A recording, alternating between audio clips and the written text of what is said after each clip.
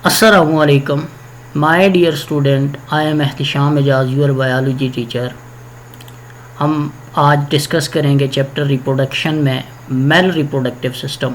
कल हमने डिस्कस किया था कि रिप्रोडक्शन क्या है, इसकी इम्पोर्टेंस क्या है। मेल रिप्रोडक्टिव सिस्टम को थोड़ा सा हमने टच किया था, फीमेल रिप्रोडक्टिव सिस्टम को टच किया था, बट आज प्रॉपर लेक्चर जो है वो किसके बारे में है, mail reproductive system. Mail reproductive system के अंदर हम कंपोनेंट को डिस्कस करेंगे कि मेल रिप्रोडक्टिव सिस्टम के अंदर कौन कौन से कंपोनेंट्स हैं। पेयर ऑफ टेस्टीज़ हैं, यानी 2 टेस्टीज़ होते हैं, और इसके साथ एसेसरी डक्ट्स होती हैं, एक्सटर्नल जेनिटेलिया है, एसेसरी ग्लैंड्स होती हैं। तो ये मेल रिप्रोडक्टिव सिस्टम के पार्ट्स हैं, pair of testes, accessory ducts, external genitalia, accessory gland. One by one हम हर एक को डिस्कस करेंगे। तो पहले आते हैं टेस्टीज क्या हैं। टेस्टीज जो हैं ये डेवलप होते हैं inside the abdominal cavity during the embryonic development. Embryonic development वो डेवलपमेंट है जब बच्चा माँ के पेट के अंदर ग्रोथ कर रहा होता है या बढ़ रहा होता है, तो उसे हम क्या कहते हैं, एम्ब्रियनिक डेवलपमेंट। तो उस वक्त जो है बच्चे के जो टेस्टीज हैं वो कहाँ पर होते हैं, एब्डोमिनल कैविटी में होते हैं। अब इनको शिफ्ट किया जाता है सैक लाइक स्ट्रक्चर के अंदर, जिसे हम स्क्रोटम कहते हैं। बर्थ के बाद यानी बर्थ से पहले ही इंग्विनल कैनाल के जरिए इनको शिफ्ट किया जाता है सैक लाइक स्ट्रक्चर के अंदर, जैसे स्क्रोटम कहा जाता है। मेल गोनेड्स होते हैं टेस्टीज।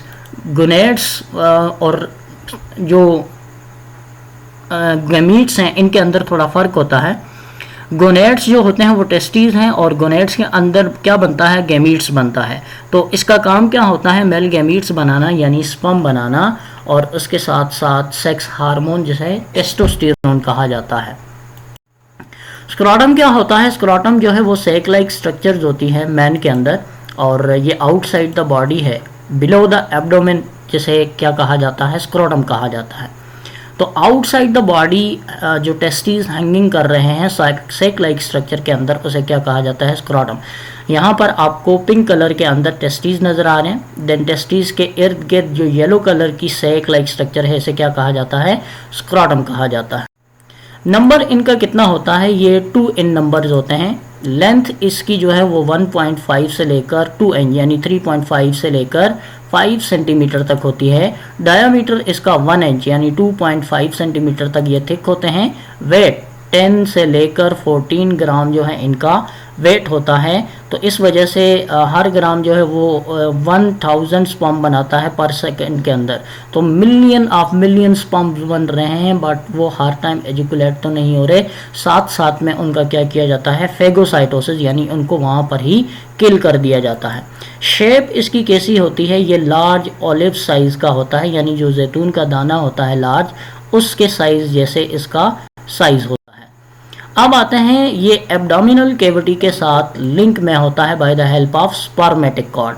तो इसका जो कनेक्शन है इंटरनल कैविटी ऑफ एब्डोमेन के साथ, उसे क्या कहा जाता है, स्पर्मेटिक कॉर्ड। स्पर्मेटिक कॉर्ड का फंक्शन यही है, क्योंकि बाहर टेम्परेचर चेंज होता है, सर्दी है, गर्मी है, तो उस हिसाब से टेस्टीज काम करते हैं। ऑप्टिमम टेम्परेचर जो है इन्हें slightly less core body temperature से टेम्परेचर चाहिए होता है। अगर हमारी बॉडी का टेम्परेचर 37 सेंटीग्रेड है, तो इसको स्लाइटली लेस जो है टेम्परेचर चाहिए होगा, किसके लिए, स्पर्म की डेवलपमेंट के लिए। तो यानी 2 to 3 सेंटीग्रेड जो है इन्हें लो टेम्परेचर चाहिए होता है। 35 सेंटीग्रेड जो है इन्हें स्पर्म की प्रोडक्शन के लिए या स्पर्म की डेवलपमेंट के लिए टेम्परेचर चाहिए होगा। स्पर्म की डेवलपमेंट के लिए, स्पर्म की प्रोडक्शन के लिए, स्पर्म की स्टोरेज के लिए, इन सारी चीज़ों के लिए लोअर टेम्परेचर की ज़रूरत पड़ती है। नाउ स्ट्रक्चर ऑफ टेस्टीज में पहला पार्ट्स आता है लोब्यूल। लोब्यूल जो है स्मॉल कंपार्टमेंट्स होते हैं इनसाइड द टेस्टीज, जिन्हें क्या कहा जाता है, लोब्यूल। लोब्यूल का जो नंबर होता है 250 से लेकर 300 इन नंबर्स होते हैं हर टेस्टीज के अंदर। अब आते हैं, हर लोब्यूल फर्दर क्या कंटेन करता है। इसके अंदर 2 चीज़ें होती हैं, एक का नाम है सेमिनिफेरस टेब्यूल और दूसरे का नाम है लैडिंग सेल। सेमिनिफेरस टेब्यूल्स क्या होती है, या सेमिनिफेरस टेब्यूल्स का कितना नंबर होता है, 1 से 4 टाइटली क्वाइल्ड सेमिनिफेरस टेब्यूल्स होती हैं, जिसकी लेंथ 5 मीटर होती है। इसके अंदर फॉर्मेशन होती है स्पर्म की, जिस प्रोसेस को क्या कहा जाता है, स्पर्मेटोजेनेसिस कहा जाता है। तो सेमिनिफेरस टेब्यूल्स के अंदर स्पर्मेटोजेनेसिस होगा। इस प्रोसेस को क्या कहा, यानी स्पर्म की प्रोडक्शन के प्रोसेस को क्या कहा जाता है, स्पर्मेटोजेनेसिस कहा जाता है। जर्मिनल एपिथेलियम आता है जी, हर सेमिनिफेरस टेब्यूल्स लाइन की हुई है एपिथेलियल सेल्स के फॉर्मिंग लेयर से, जो इनर सरफेस है उसे क्या कहा जाता है, जर्मिनल एपिथेलियम। जर्मिनल एपिथेलियम्स के अंदर दो तरह के सेल्स होते हैं, there is Sertoli cell and there is spermatogonia. Sertoli cells क्या होते हैं, सर्टोली सेल्स लार्ज और प्रोमिनेंट सेल्स होते हैं जर्मिनल एपिथेलियम्स के। सर्टोली सेल्स सिक्रीट करते हैं फ्लूइड, और इस फ्लूइड का काम क्या होता है, लिक्विड मीडियम प्रोवाइड करना, नरिशमेंट प्रोवाइड करना, प्रोटेक्शन स्पर्म को देना। और कब प्रोटेक्शन ये प्रोवाइड करता है, नरिशमेंट, लिक्विड मीडियम, जब ये स्पर्म जो है सेमिनिफेरस टेब्यूल के अंदर होते हैं। इसका काम क्या होता है, हार्मोन सिक्रीट करता है जिसका नाम क्या है, इनहेबिन। और इनहेबिन का काम क्या होता है, स्पर्मेटोजेनेसिस के प्रोसेस को कंट्रोल करना। नाउ स्पर्मेटोगोनिया क्या होता है, स्पर्म मदर सेल। जर्मिनल एपिथेलियम्स को क्या कहा जाता है, स्पर्म मदर सेल्स भी कहा जाता है या स्टेम सेल्स भी कहा जाता है, जिन्हें हम स्पर्मेटोगोनिया सेल्स कहते हैं। स्पर्मेटोगोनिया सेल्स का जो नंबर होता है वो क्या होता है, 2n, यानी डिप्लॉइड नंबर ऑफ क्रोमोसोम्स होता है।